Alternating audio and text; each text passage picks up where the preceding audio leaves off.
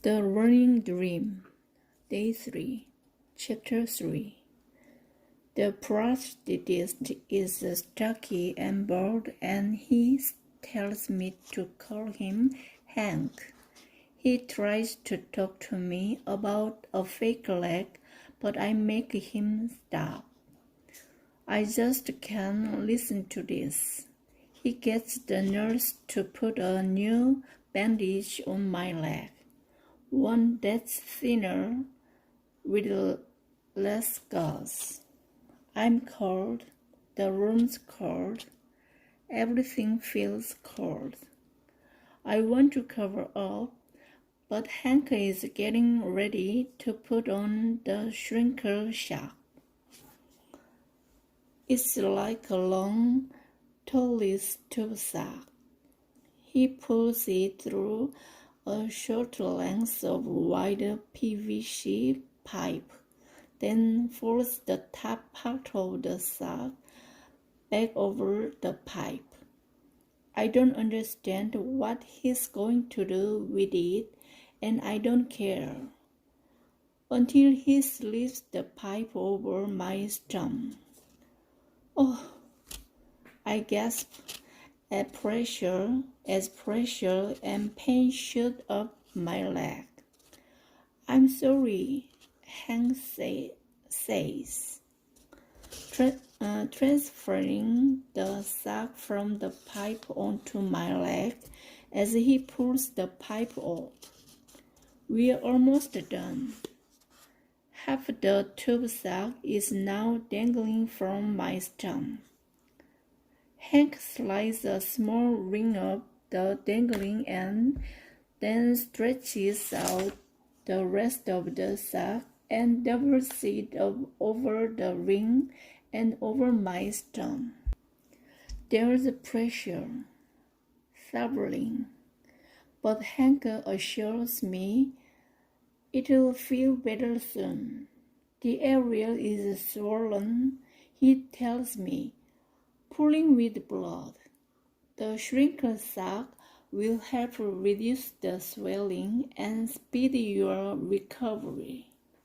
Once the wound is healed and the volume of your leg is reduced, we can fit you with a preparatory prosthesis. How long will that take? My mother asks. Her voice starts out shaky, but she tries to steady it. Hank whips out a soft tape measure and circles the end of my stump. That's hard to say. His mind seemed to wander, so Mom asks, well, in a typical situation, Hank takes a deep breath. Typical is a person in poor health, someone with calculatedly problems, someone who's old, overweight, or suffering from diabetes. He glances at me. A case like Jessica's will not have the same timeline. Her recovery will be much quicker. So what is their expected recovery time? My mother asks, and she's sounding testy. We usually don't fit them with a preparatory prosthesis for about 6 months. 6 months, my mother gasps. But Jessica could have hers in a fraction of that time. It all depends on her healing and how soon she can tolerate it. They talk some more, but I stop listening. What does it matter? How long is it take? I'll never recover.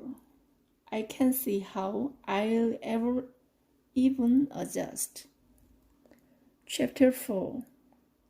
I close my eyes and drift off. I see the race. Vanessa still in lane 5, stretching out. Her long nails painted deep red, her racing glasses flashing back the late morning sun. I remember thinking that Vanessa has been good for me. Her superior attitude, her mind games, her domination of the 400 meter. It's been good for me. Vanessa glances over her shoulder, waiting for me to get into my blocks before she gets down in hers. It's part of her game. She likes to be the last one standing. This time I don't mind. I'm through being sucked into her cycle. I feel calm, confident. Carol has been helping me focus. He's been building me up mentally and physically, coaching me for this moment.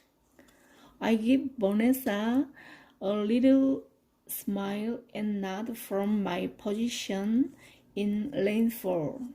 She's in red and yellow Langston Heights colors.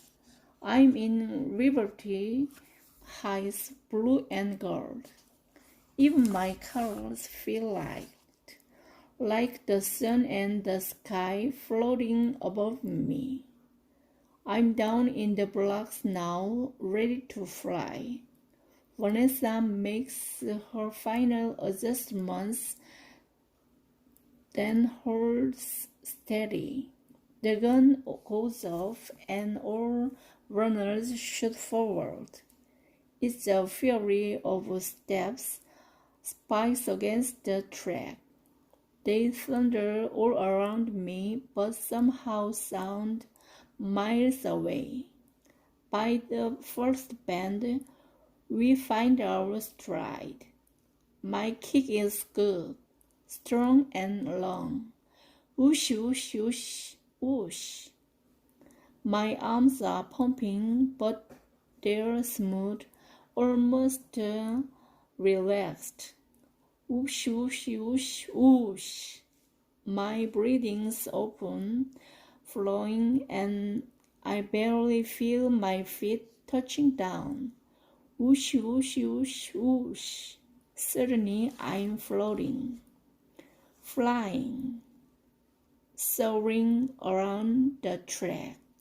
The thunder fades behind me, and the staggered start has me at a mental advantage. I can see Vanessa, but she can only feel me behind her moving in. At the 200-meter mark, the field has widened. All except for Vanessa and me. We were tightened. We crashed at the 300, then faced rigor mortis bend. Vanessa knows I'm here. On her tail, we're down to grit and guts, so I dig in. Dig deep. She does the same. The battle along the straightaway, my legs burning, aching, empty, shoulder to shoulder. I force one last push and dug over the finish line in front of her. 55 flat, Carol shouts. 55 flat. It's a new personal best for me, a new record for the league. It's also the last race of my life, my finishing line.